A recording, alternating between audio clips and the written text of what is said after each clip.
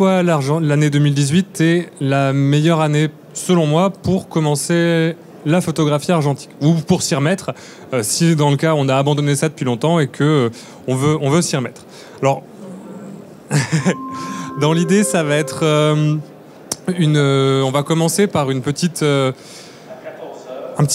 photographie du marché de l'argentique et des contraintes aujourd'hui que ça peut être, ce qu'on entend généralement parler de l'argentique, des contraintes que ça peut être de travailler aujourd'hui en photographie argentique. Donc, la première contrainte pour moi, c'est que c'est une pratique qui est basée sur l'utilisation à 99% de matériel d'occasion. C'est-à-dire que si aujourd'hui vous voulez commencer l'argentique, il faut commencer par aller sur eBay, par chercher des appareils photo d'occasion ou récupérer des appareils photo de vos grands-parents, etc., pour pouvoir commencer. Donc ça, c'est une première contrainte, c'est qu'on ne peut pas simplement aller à la Fnac et dire voilà, je voudrais un appareil photo argentique, à l'exception des appareils instantanés. Mais sinon, on ne peut pas aller acheter un Canon A1 à la Fnac, ça ne se fait plus. Et la deuxième grosse contrainte, pour se dire je vais faire de la photographie argentique dans le temps, c'est la disponibilité des films. On a vu que Fuji avait discontinué de nouveaux stocks de films et avait annoncé la fin de certaines productions de films. La question qu'on peut se poser quand on commence aujourd'hui, c'est se dire est-ce que dans 1 an, 2 ans, 3 ans, 4 ans, le film que j'ai appris à utiliser, mon film préféré, va-t-il être encore disponible, va-t-il être encore fabriqué ? Ça va... si on pousse la chose un peu plus loin, c'est la même chose pour ce qui est des traitements chimiques pour le développement et encore plus loin, des machines pour les studios professionnels. C'est-à-dire que aujourd'hui, tout ce qui est machine, cuve de développement, tout ce qui est scanner de pellicule, il n'y a plus forcément de support par les fabricants. Et donc, si la carte mère de votre scanner Frontier, elle meurt, faut soit en récupérer sur un autre scanner, soit c'est difficile d'en trouver. Donc, là, ça c'est après. La conclusion de ça, c'est que le marché aujourd'hui, c'est un marché qui est dont le prix va forcément augmenter. C'est une pratique dont le prix va forcément augmenter parce que le stock d'appareils photo d'occasion étant ce qu'il est, il n'y a plus de production. Donc forcément, les appareils photo vont être de moins en moins sur le marché. Il va y avoir de moins en moins d'appareils photo en bon état sur le marché. Et les chimies, les machines de traitement vont aussi devenir de plus en plus difficiles à réparer, les pièces vont se faire de plus en plus rares, donc forcément traiter ces pellicules, même simplement dans son évier avec sa cuve Patterson, ça va coûter forcément de plus en plus cher. Donc à partir de là, on pourrait se dire c'est un peu triste, puisque ça veut dire que même si aujourd'hui il y a un renouveau de l'argentique, d'un point de vue économique, c'est amené à monter et à se cliver de plus en plus et à devenir de plus en plus un marché de niche. Alors, face à ça, le marché réagit et malgré tout, il y a eu beaucoup d'annonces d'acteurs de la photographie argentique passée ou future cette année 2017. Et donc, je trouvais ça intéressant de commencer par une comparaison, une sorte d'étude de cas de 2 fabricants qui ont fait des annonces et des financements participatifs. À commencer par Yashica. Donc Yashica, c'est une marque assez emblématique de la photographie argentique qui a fait de très bons appareils photo qui depuis a été racheté par différents holdings et qui n'est plus du tout une marque qui est indépendante. Et la nouvelle d'un nouvel appareil photo par Yashica en cette fin d'année a fait beaucoup parler de la marque et a déçu pas mal de photographes argentiques donc avec cette campagne pour le Yashica Y35 qui a été financée en moins de 24 heures, donc il demandait 800 000 dollars hongkongais. J'ai pas en tête la conversion, mais c'est quand même une somme assez importante parce que l'appareil photo se vend 135 dollars en équivalent. Et donc, c'est un concept un petit peu étrange d'appareil numérique argentique, c'est-à-dire que c'est un appareil numérique qui prend des photos sur une carte SD avec un capteur numérique. Mais pour l'utiliser, vous devez acheter de la pellicule, c'est-à-dire ces petits machins-là que Yashica appelle le digifilm et qui sont en fait des sortes de filtres qui vont transformer votre photo. C'est-à-dire que ça va être une sorte de filtre Photoshop ou de filtre Lightroom ou de filtre Vesco que vous allez acheter physiquement et qui va permettre de donner un look à votre photo. Donc il y a le look noir et blanc, il y a le look 1600 ISO, il y a le look couleur 200 ISO, etc. etc. L'idée de Yashica, c'est bien évidemment de jouer sur le feeling argentique, de reprendre justement cette esthétique qu'on a beaucoup, ce retour à l'argentique, à cette idée de perte de contrôle de la photo. L'idée, c'est ça, c'est que ça serve sur la vague, l'homo, etc. On va dire, bah voilà, faire de la photographie argentique, c'est perdre le contrôle sur ses photos, c'est ne pas voir quelle est sa photo, ne pas avoir un écran pour vérifier, c'est avoir des effets de grain un petit peu jolis, un petit peu imprévisibles, etc. Le problème de ce produit, c'est que c'est un appareil photo qui est un appareil photo en plastique qui s'apparente plus à un jouet, qui fonctionne sous pile, qui a même en termes de fonctionnalité numérique, qui a un tout petit capteur de smartphone. C'est-à-dire que très certainement qu'un iPhone 4 ou 5 fera de bien meilleures photos. Une fois appliqué des filtres Vesco, ça coûtera moins cher de faire des photos avec un iPhone qui seront de meilleure qualité que d'acheter un Yashica Y35. Et je trouve personnellement un peu dommage de voir que des grands noms comme ça, des grandes marques qui ont fabriqué des appareils photo de grande qualité, aujourd'hui se retrouvent à faire des appareils photo qui sont vraiment des appareils photo marketing, qui surfent sur une esthétique, mais qui n'est pas réellement une pratique de l'argentique, puisque l'argentique, c'est pas simplement avoir un effet filtre grain rigolo sur ses photos, et ça vient aussi avec une méthode de prise de vue et avec un travail technique qui est différent. Alors, le deuxième étude de cas que je voulais faire sur ce marché, c'est le cas de Reflex Camera. Donc, c'est une campagne qui est toute récente, qui s'est lancée il y a 3 jours. Donc, ma capture d'écran est un peu vieille. Depuis, elle a été financée. Donc, c'est plutôt une bonne nouvelle. Et là, c'est une compagnie totalement nouvelle, qui n'est pas raccrochée à aucun grand nom de l'argentique, aucun grand studio, aucun grand labo, aucun grand fabricant, et qui se met pour défi de relancer un véritable réflexe 35 mm, tout en y apportant une touche de modernité. Donc ce serait, si c'est le cas, la première nouvelle sortie d'appareils photo réflexe depuis une vingtaine d'années. Alors même s'il y a des appareils photo argentiques qui sont encore produits notamment par Nikon ou par Leica, la différence de celui-ci, c'est qu'au lieu de coûter plusieurs milliers d'euros, il coûte que 400 livres. Donc ça fait 550 €, ce qui est le prix d'un appareil photo abordable pour le grand public aujourd'hui. Alors ça a été financé, et c'est déjà une fiche technique qui est beaucoup plus intéressante que celle de Yashica, puisque on a un vrai réflexe avec des dos. L'idée, c'est d'avoir des dos 35 mm interchangeables, donc de pouvoir changer de pellicule en cours de prise de vue, comme un peu sur certains appareils moyen format. Et ce qui est le plus intéressant, c'est le système de monture, puisqu'il pense à un système de monture interchangeable, c'est-à-dire que certes, vous avez, comme sur un réflexe, la possibilité de changer d'objectif, mais également de monture, c'est-à-dire que vous pouvez à la fois utiliser des montures Canon FD, des montures Minolta, des montures Nikon sur un seul boîtier, rien qu'en changeant, en slidant la partie avant. Donc ça, c'est un peu le projet de base. Et ce qui est intéressant de voir, surtout, c'est que c'est un projet qui a été mené par une toute petite équipe et qui a été financé par une petite communauté de passionnés, si on met ça par rapport à ce que peuvent peser les grands fabricants tels que Canon, Nikon, Leica, etc. Donc ça, c'est hyper intéressant parce que ça nous en dit beaucoup sur ce que va devenir, ce qu'on peut espérer que le marché de l'argentique devienne. Alors, c'est un marché qui va être de plus en plus... l'argentique, c'est un marché de niche dans sa pratique, dans les personnes qui la pratiquent. On est quand même une minorité à pratiquer l'argentique par rapport à l'ensemble des photographes qui pratiquent le numérique. Et ce qui est intéressant, c'est de voir que la production à la fois des moyens de prendre de vue, donc les appareils photo, mais aussi la production des pellicules, est en train de suivre la même voie et de devenir également un marché de production de niche. C'est-à-dire qu'on va plus avoir des grosses entreprises. C'est plus rentable aujourd'hui pour une grosse entreprise comme Canon de sortir à son échelle un appareil photo argentique. Ça peut être une notion de prestige, d'histoire, mais ça peut pas être une notion économique. C'est plus rentable pour eux.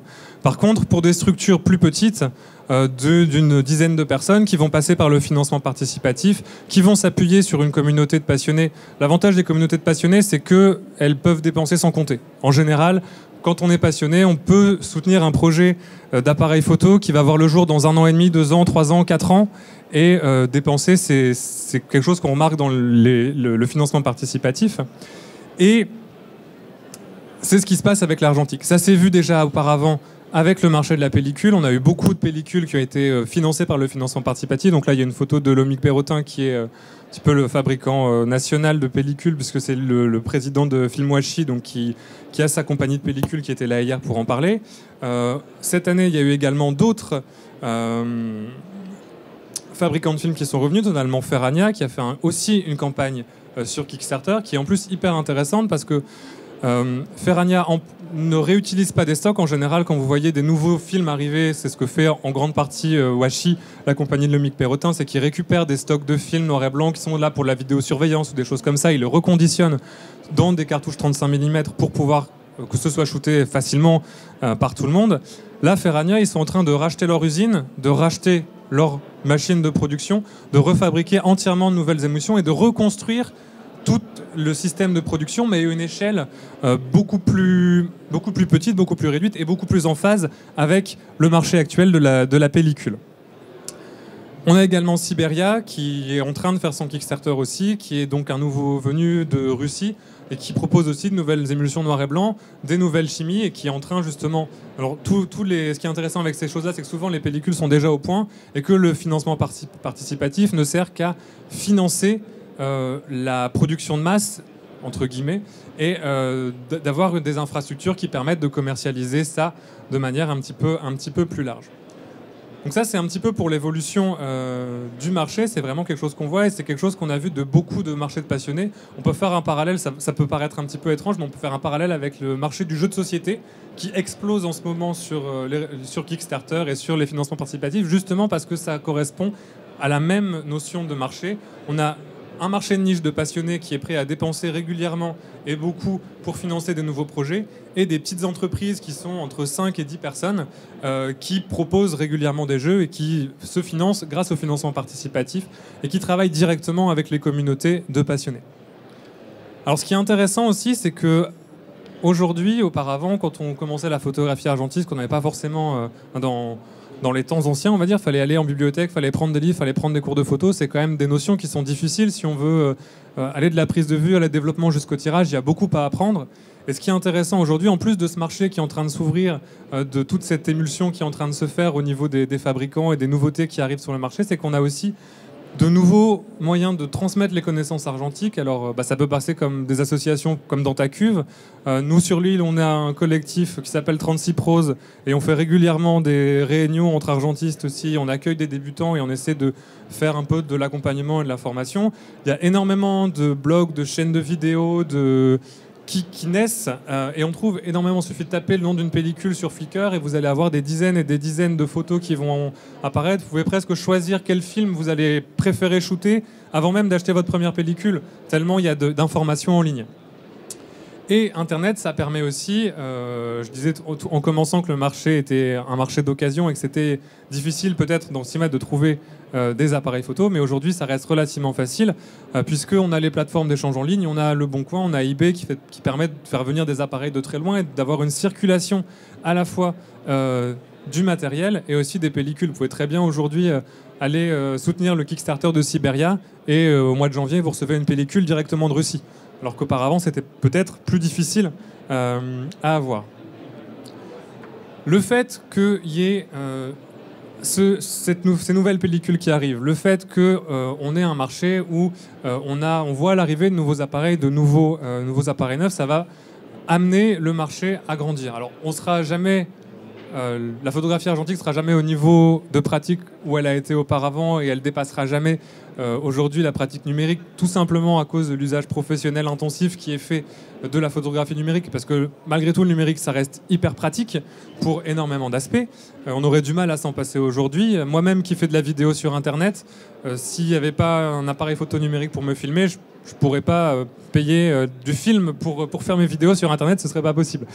Donc on en a besoin, mais le renouveau du matériel va attirer très certainement de nouveaux photographes et non seulement de nouveaux amateurs, mais aussi des gens qui vont pouvoir rester. Parce qu'on a eu pas mal de gens avec la vague Lomographie qui a fait beaucoup de bruit il y a quelques années, qui sont arrivés avec Lomographie, qui ont acheté des Diana, qui ont acheté des Olga, qui ont fait de la photo un petit peu, perte de contrôle sur ces images. On a des esthétiques rigolos, on a des filtres rigolos sur Instagram. Mais il y a une partie de ces gens-là qui, après ça, veulent passer à de vrais appareils photo et veulent commencer à faire de la photo différemment et apprendre à faire du moyen format correctement, enfin correctement entre guillemets, c'est-à-dire avec des appareils photo plus évolués, qui veulent apprendre de la technique, qui veulent apprendre à développer, qui veulent apprendre à tirer. Et ce qui est bien, c'est qu'avec ce marché qui s'ouvre, on va pouvoir leur donner les moyens de faire ça. Ah, c'est bloqué.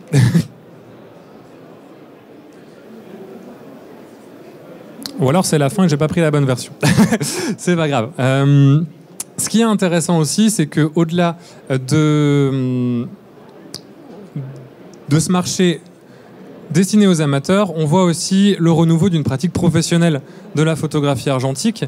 On voit de plus en plus, notamment aux États-Unis, de photographes de mariage qui proposent des prestations en photographie argentique, puisque si l'esthétique c'est intéressant de voir qu'au départ, l'esthétique, elle a séduit les photographes. Il y a des photographes qui se sont réappropriés la photographie argentique et ça a permis de maintenir ça en vie, même si ça n'a jamais vraiment disparu au fur et à mesure du temps.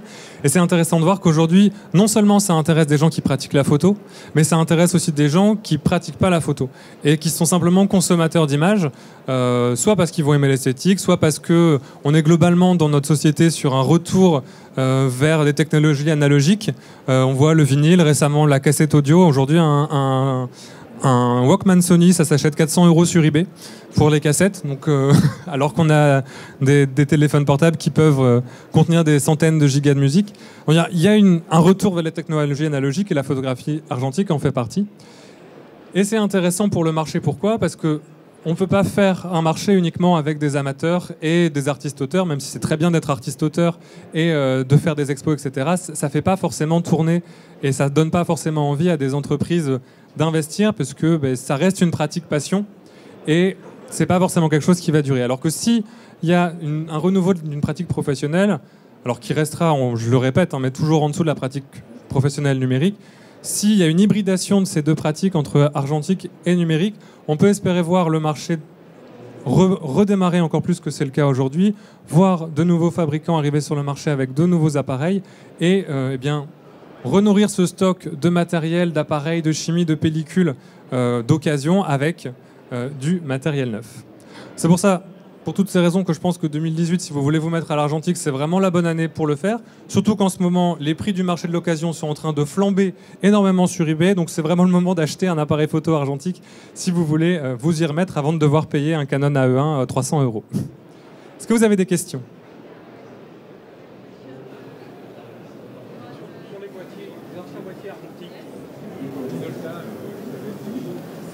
Papier, Kodak, des choses comme ça. Est-ce que on peut les réutiliser, on peut trouver des pellicules qui s'adaptent sur ces boîtiers ?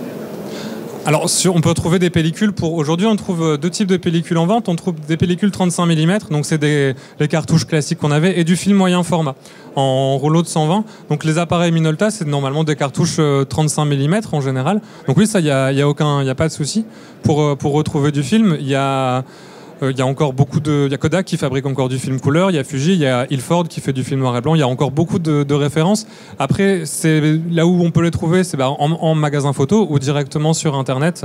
Chez Nation Photo, ils ont beaucoup de références de pellicules sur Paris, par exemple. Ok, merci. Pour la relance de l'Ektachrome, pour la fin de l'année, là, est-ce que c'est en voie ? Est-ce que c'est... Alors, Kodak, c'est particulier parce que Kodak produit du film pour le cinéma. Si Kodak est resté en vie toutes ces années et a réussi à se relancer, c'est parce que Kodak produit du film à grande échelle pour des superproductions hollywoodiennes. Faut savoir que Star Wars épisode 7 a été tourné sur pellicule Kodak argentique. Il y a plein d'autres films, quand vous allez sur le site de Kodak, qui sont tournés sur pellicule argentique. Jusqu'alors, c'était une seule et même entité. Et cette année, Kodak s'est coupé en deux. Donc Kodak qui reste en charge de la production du film cinéma et Kodak Alaris qui, elle, se spécialise dans la photo. Alors Kodak avait annoncé beaucoup de choses sur l'argentique. Ça fait 2 ans qu'ils annoncent aussi une caméra Super 8. Donc Kodak, ils ont tendance en ce moment à annoncer beaucoup et à être très enthousiaste sur le retour de l'argentique. Mais c'est vrai que pour l'instant, on n'a pas vu encore de produits réellement arriver sur le marché, que ce soit leur caméra Super 8 ou que ce soit l'Ektachrome. Des dernières nouvelles qu'on en a eues, parce que ça reste très confidentiel, ce serait en bonne voie, mais Après, normalement, ça arrivera quand ça arrivera et quand ce sera prêt. Parce que c'est toujours pareil, c'est qu'il faut trouver, même s'ils ont encore les formules, etc., et les moyens de production, pour que ce soit intéressant pour eux, il faut trouver la bonne... en informatique, on appelle ça le yield, c'est la bonne production, c'est-à-dire pas en produire trop pour qu'il leur reste des stocks et pas en produire pas assez. Donc il faudra certainement un peu de temps pour qu'ils trouvent leur bon rythme de production pour que ce soit après intéressant d'avoir cette pellicule. Mais c'est vrai que on a deux acteurs historiques qui sont hyper intéressants, parce qu'on a Kodak qui annonce beaucoup de choses sur le retour, et de l'autre côté Fuji qui au contraire est en train de réduire au fur et à mesure ses stocks de films, notamment ses films professionnels, ses films les plus coûteux en fait. Donc on trouve encore facilement des films de supermarché par Fuji, mais c'est vrai que les films professionnels, là, ils ont arrêté de la Naturia 1600, ils ont arrêté des films et des conditionnements. Donc beaucoup disent que Fuji en fait ne fabrique plus de films et que depuis de nombreuses années, Fuji utilise des vieux stocks qu'il conditionne, mais qu'il ne fabriquerait plus de films. Mais ça reste de la rumeur et bon, on n'a pas moyen de vraiment savoir ce qu'il en est.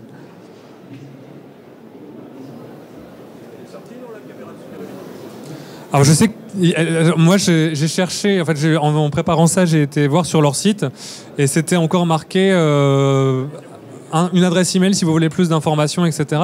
Je sais qu'en fait dans leur production il y avait elle sortait en 2000 ou 5000 exemplaires de tests au départ qui étaient un petit peu distribués de manière un peu confidentielle, en précommande à des influenceurs, etc.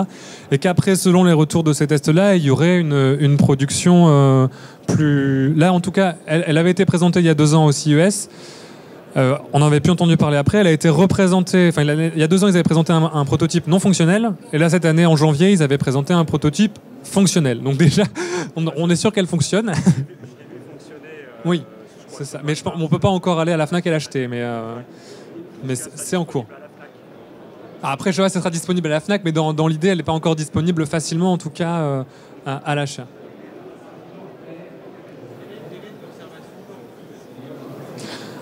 Alors, l'année de conservation d'un film, c'est assez difficile. Nous, on a shooté des films qui remontaient jusqu'aux années 60. Bon, après, forcément, il y a du dégât sur le film. Ça va dépendre de plusieurs choses. Si le film n'a pas été exposé et qu'il a été conservé au frais, donc au frigo ou au congélateur, il y a très peu de chances qu'il y ait beaucoup d'altérations. Alors après, ça dépend de l'âge du film. S'il a été exposé, par contre, il va vieillir beaucoup plus vite. Donc il y a des labos spécialisés, il y a des gens qui récupèrent des films. Il y a récemment quelqu'un aux États-Unis qui a développé 20 rouleaux d'un soldat de la Seconde Guerre mondiale. C'était l'année dernière ou il y a 2 ans, et donc les films avaient été exposés depuis plus de 50 ans, et il en a tiré des images. Après, il y a toujours moyen de jouer avec la péremption du film. Si c'est des films très vieux, par exemple, on peut les surexposer pour rattraper. Parce qu'en fait, un film qui va périmer, il va perdre en sensibilité. Donc, pour rattraper, par exemple, vous avez un film 800 ISO, vous allez le surexposer, donc l'exposer à 400 ou à 200 pour rattraper sa perte de sensibilité. Après, ce qui peut arriver avec des films périmés, ça peut être des dégâts matériels sur le film, sur l'émulsion. Ça peut être aussi, sur le cas des films couleur, une perte en saturation, en contraste ou des changements de couleur. Ce qui périme mal, par contre, c'est les films diapositives. Donc, et là, pour le coup, on a des résultats qui sont totalement aléatoires d'un film à l'autre, d'une année à l'autre, puisqu'on peut avoir des films qui vont virer au vert ou virer au rouge ou qui vont rien donner du tout, parce que c'est des films qui sont beaucoup plus sensibles dans leur émulsion.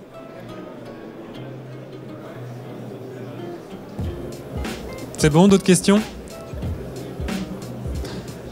Merci beaucoup en tout cas de nous avoir rejoints, et puis foncez sur eBay, achetez un Canon A1.